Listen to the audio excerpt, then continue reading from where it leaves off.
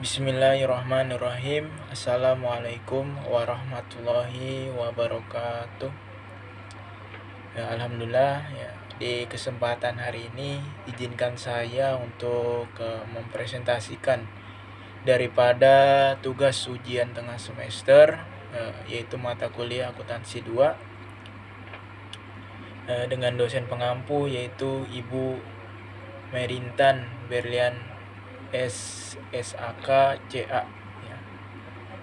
Sebelumnya perkenalkan, nama saya Karvi Andriansyah dari Prodi Akuntansi dengan nomor induk mahasiswa yaitu 2902 150126. Untuk mempersingkat waktu, langsung saja kita mulai ke slide pembahasan pada kali ini. Slide pembahasan pada kali ini yaitu mengenai kontrol terhadap kas, ya, terbagi menjadi 4 poin. Yang pertama, banyak perusahaan membutuhkan beberapa akun kas untuk mencatat kategori dan dana kas yang berbeda. Yang kedua, kebanyakan perusahaan mempunyai berbagai akun bank. Nama untuk setiap akun bank, seharusnya kas di bank dan nama bank. Yang ketiga yaitu kontrol pencegahan melindungi kas dari pencurian dan penyalahgunaan. Yang keempat yaitu kontrol deteksi dirancang untuk mendeteksi pencurian dan penyalahgunaan kas sekaligus dapat pula mencegahnya. Slide selanjutnya itu mengontrol penerimaan kas melalui surat. Terdapat 5 poin. Yang pertama, pegawai yang membuat surat pertama kali membandingkan jumlah kas yang diterima dengan jumlah yang tertera pada bukti pelunasan. Dalam bahasa Inggris yaitu remittance advice. Ya. Yang kedua, kemudian pegawai tersebut mencatat cek dan post wesel hanya untuk di store dalam akun bank perusahaan. Ya. Yang ketiga, semua kas dikirim ke departemen kasir, di mana cek dan post wesel digabung dengan penerimaan dari penjualan tunai dan sebuah tiket deposit bank disiapkan. Yang keempat itu bukti pelunasan beserta ikhtisar totalnya dikirim ke departemen akuntansi, di mana pegawai mencatat transaksi penerimaan dan mempostingnya pada akun pelanggan. Yang kelima yaitu salinan duplikat tiket deposit yang dicapai dikembalikan ke departemen akuntansi, di mana pegawai membandingkan penerimaan dengan jumlah total yang seharusnya di-sheet. Slide selanjutnya yaitu tentang kontrol internal untuk membayar kas. Yang pertama yaitu kontrol kas harus menjamin bahwa pembayaran dilakukan hanya untuk transaksi yang disetujui. Yang kedua, kontrol kas seharusnya dapat meyakinkan bahwa kas digunakan dengan efisien. Yang ketiga yaitu sistem dengan tanda bukti voucher system menjamin bahwa apa yang dibayar sesuai dengan yang diminta diterima dan ditagih oleh pemasok. Slide selanjutnya. Selanjutnya itu fitur dasar sistem voucher. Yang pertama biasanya menggunakan voucher, yang kedua biasanya mempunyai file untuk voucher yang belum dibayar dan file untuk voucher yang telah dibayar. Yang ketiga biasanya dilakukan oleh departemen akuntansi setelah semua dokumen pendukung yang diperlukan diterima, permintaan pembelian, faktur pemasok, dan laporan penerimaan barang. Yang keempat yaitu dalam membuat voucher, pegawai bagian piutang memverifikasi kuantitas, harga, dan keakuratan matematis dokumen pendukung dan penyimpanan voucher yang telah dibayar. Slide selanjutnya. Ada 2 poin di sini. Yang pertama, laporan yang diterima dari bank untuk semua transaksi rekening disebut laporan saldo rekening, atau dalam bahasa Inggris statement of account. Yang poin kedua yaitu Rekonsiliasi bank merupakan sebuah daftar item beserta jumlahnya yang menyebabkan saldo kas yang dilaporkan pada laporan bank. Berbeda dengan saldo akun kas pada buku besar suatu perusahaan. Nah, kita slide selanjutnya. Itu mengapa catatan perusahaan berbeda dengan laporan bank. Ya, slide selanjutnya membahas mengenai ini. Ya, terdapat 6 poin. Yang pertama, cek beredar. Yang kedua, simpanan dalam perjalanan. Yang ketiga, biaya pelayanan bank. Yang keempat, penerimaan oleh bank. Yang kelima, cek kosong atau tidak cukup dananya. Yang keenam yaitu kesalahan. Nah, kita ke slide berikutnya. Mengontrol penerimaan kas dari penjualan tunai. Ya, suatu jurnalnya seperti berikut. Ya, soalnya itu total penjualan tunai 19 Maret sebesar 3,150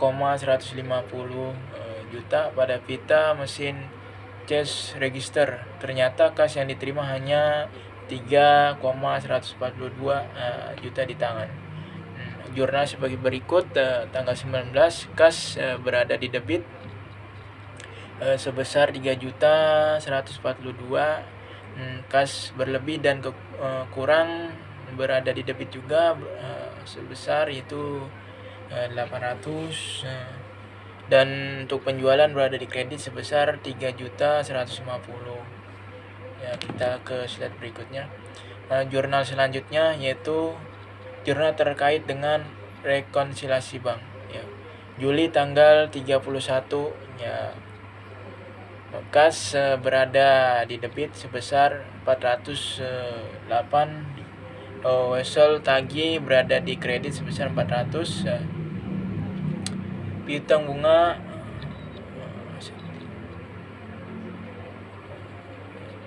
dan tanggal 30 itu piutang dagang Thomas IV 300 berada di debit. Ya. Terus ada beban administrasi lainnya sebesar 18. Ya. Untuk utang dagang Taylor berada di debit sebesar 900.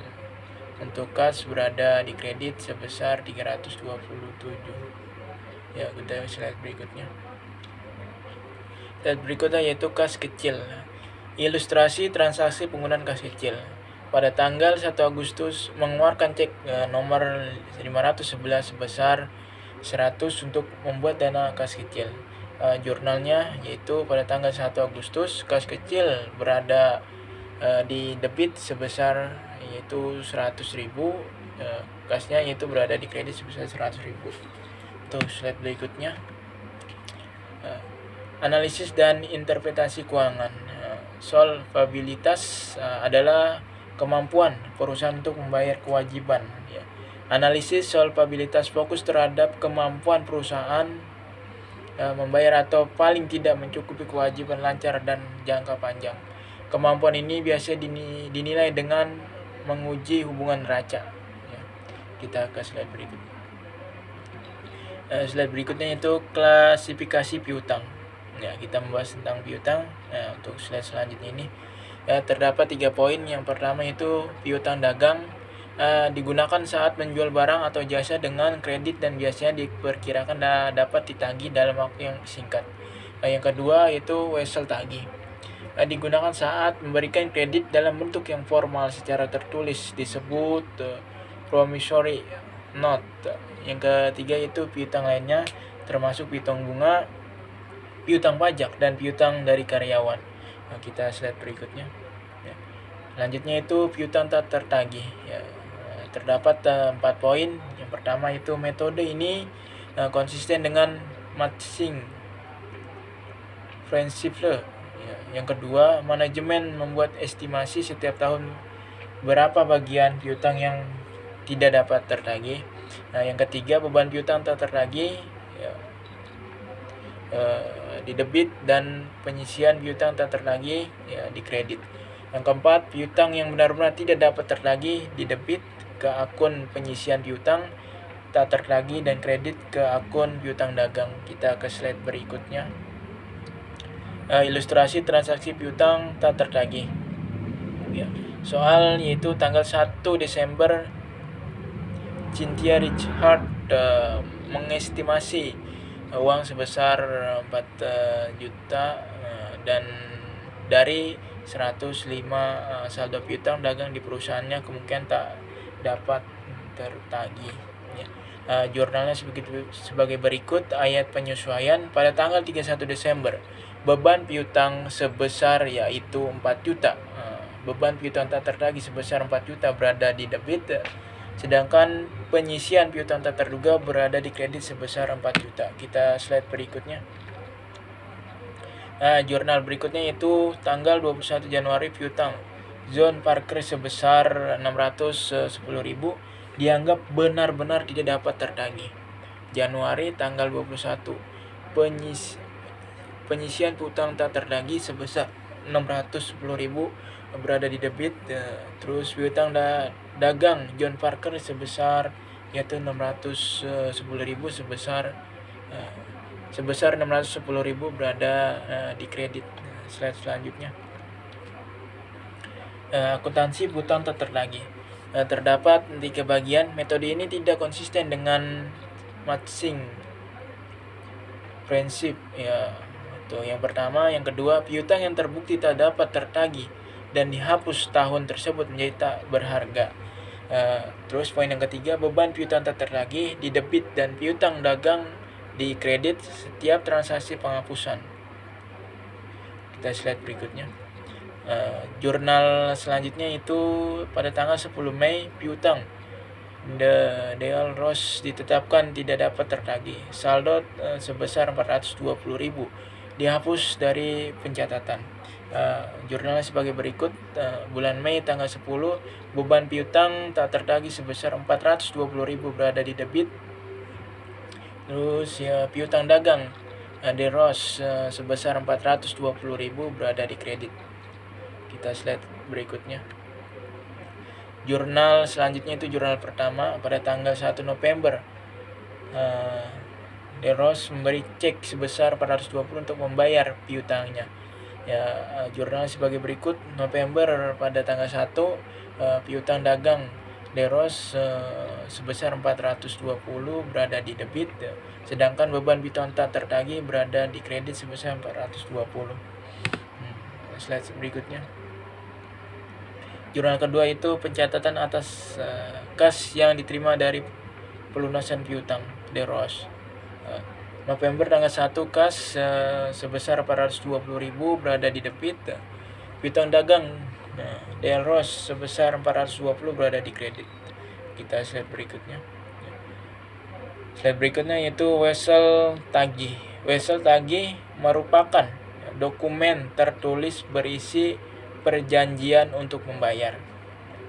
Terdapat di sini yaitu 5 poin sejumlah uang tertentu, pokok pinjaman. Itu yang pertama. Yang kedua, kepada pihak tertentu.